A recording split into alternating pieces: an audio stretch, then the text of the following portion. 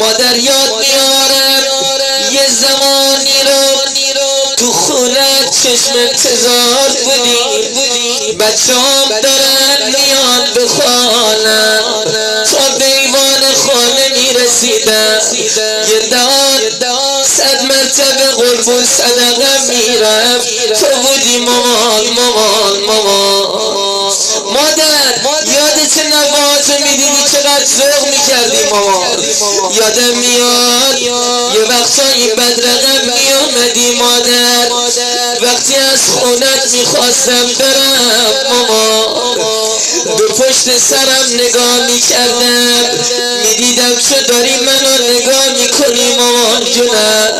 همینطوره میگن اگر مادر تو خونه داریم خیالتون راحت باشه، هر کجا میخوای بری برو، خدا به واسطه چشم انتظاری مادر 2 ملک 2 فرشته رو دنبالت روانه میکنه.